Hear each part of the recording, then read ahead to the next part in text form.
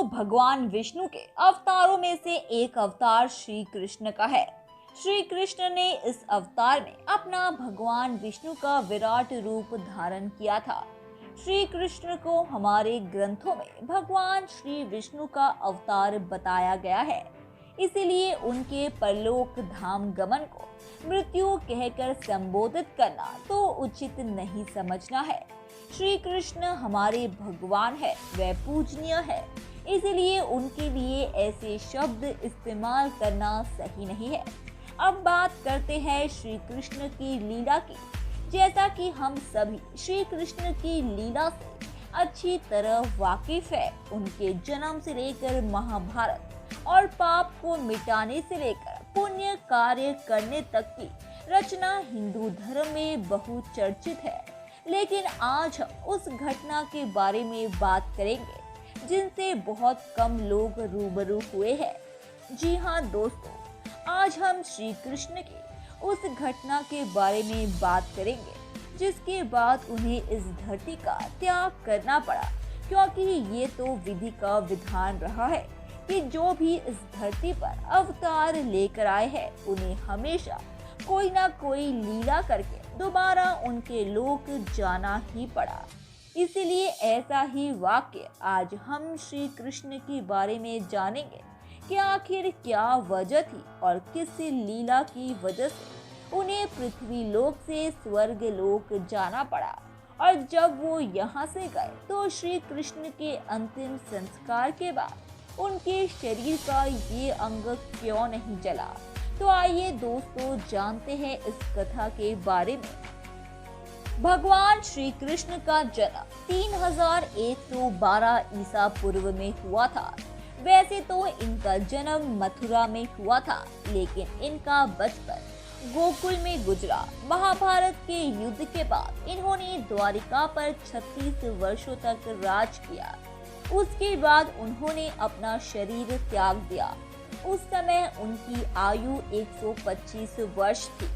महाभारत के युद्ध के बाद दुर्योधन का अंत हुआ तो उनकी माता बहुत दुखी हुई। दुर्योधन की माता उनके शव पर दुख व्यक्त करने के लिए रणभूमि में गई। वह अपने पुत्रों की मृत्यु पर इतना दुखी हुई कि गांधारी ने भयंकर श्राप देते हुए ये कहा था कि 36 वर्ष के उपरांत श्री कृष्ण के देखते ही देखते सारे यादवों का विनाश हो जाएगा। जब 36वां साल उपस्थित हुआ तब द्वारकापुरी में कुछ ब्राह्मण पधारे हुए थे। उन ब्राह्मणों के साथ द्वारका के कुछ यादव वीरों ने प्रज्ञापूर्ण व्यवहार किया, जिससे उन मुनिवरों ने कुपित होकर यादवों को श्राप दे दिया। उन्होंने कहा कि सारे यादव एक दूसरे को मार डालेंगे। भगवत पुराण के अनुसार एक बार श्री कृष्ण के पुत्र श्याम को एक शरारत सूझी और वो स्त्री का वेश धारण कर अपने दोस्तों के साथ ऋषियों से मिलने गए। उन्होंने ऋषियों से कहा कि वो गर्भवती है। जब उन्होंने ऋषियों को धोखा देना चाहा तो ऋषि क्रोधित हो गए और उन्होंने स्त्री बनी श्याम को श्राप दे दिया कि तुम ऐसे लोहे के तीर को जन्म दोगे जो तुम्हारे कुल का नाश करेगा। ऋषियों का श्राप सुन श्याम बहुत डर गया। वह अग्रसेन के पास गया। उन्होंने बताया कि तुम तीर का चूर्ण बनाकर प्रभास नदी में प्रभावित कर दो। इस घटना के बाद द्वारिका के लोगों से कई अशुभ घटना के संकेत मिले। द्वारिका में अपराध और पाप बढ़ने लगा। ये देखकर श्री कृष्ण बहुत दुखी हुए।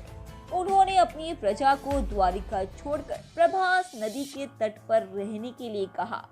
सब लोग उनकी बात मानकर प्रभास नदी के तट पर चले गए। वहां जाकर वे सब शराब के नशे में रहने लगे और एक दूसरे के साथ लड़ने लगे और लड़ते लड़ते मर गए। उसके कुछ दिनों बाद बलराम भी मर गए। भगवत पुराण के अनुसार भगवान श्री कृष्ण एक दिन पीपल के पेड़ के नीचे आराम कर रहे थे। तभी जरा नामक एक बहेलिये ने श्री कृष्ण को हिरन समझकर तीर मार दिया, जिससे उनकी मृत्यु हो गई। इस तीर में उसे लोहे के तीर का अंश था जो शाम के पेट से निकला था और यहाँ साक्षात भगवान विष्णु विराजमान रहते हैं। कहा जाता है कि उनकी शक्ति तो अलौकिक है, लेकिन शरीर को तो त्यागना ही पड़ता है। जब भगवान श्री कृष्ण की लीला समाप्त हो गई तो वे अपने शरीर को छोड़कर स्वर्ग लोक चले गए, जहां उनका स्वागत स्वर्ग के तमाम निवासियों ने धूमधाम से किया। इसके बाद जैसे कि हम सभी को पता था कि श्री कृष्ण और पांडव एक साथ रहते थे और उनके हर सुख दुख में एक दूसरे का साथ दिया करते थे, तभी श्री कृष्ण के शरीर को अग्नि में वास करने के लिए पांडवों की जिम्मेदारी थी और यहाँ भी ऐसा ही हुआ। पांडवों ने इकट्ठा होकर श्री कृष्ण के शरीर को विधि पूर्वक अग्नि दहन दिया, लेकिन उनके शरीर का हिस्सा दिल जलता ही रहा। वह कभी जलना समाप्त ही नहीं हो रहा था। उनका दिल हमेशा बहुत समय तक जलता ही रहा। तब पांडवों ने उनका दिल नदी में प्रवाहित कर दिया, जो एक लट्ठा बन गया। ये लट्ठा राजा इंद्रमय को मिल गया। उनकी आस्था भगवान जगन्नाथ में थी और उन्होंने लट्ठे को भगवान जगन्नाथ की मूर्ति स्थापित कर दी। धन्यवाद दोस्तों, उम्मीद है कि आपको हमारे द्वारा बताई गई जानकारी काफी पसंद आई होगी। इसीलिए ऐसे ही रोचक तथ्यों और रहस्यों को जानते रहने के लिए हमारे इस चैनल को सब्सक्राइब करें, अपनी प्रतिक्रिया कमेंट बॉक्स में दें, उसे लाइक करें और अपने दोस्तों रिश्तेदारों को भी इस जानकारी से रूबरू कराने के लिए हमारे इस चैनल को ज़्यादा से ज़्यादा शेयर करें। धन्यवाद।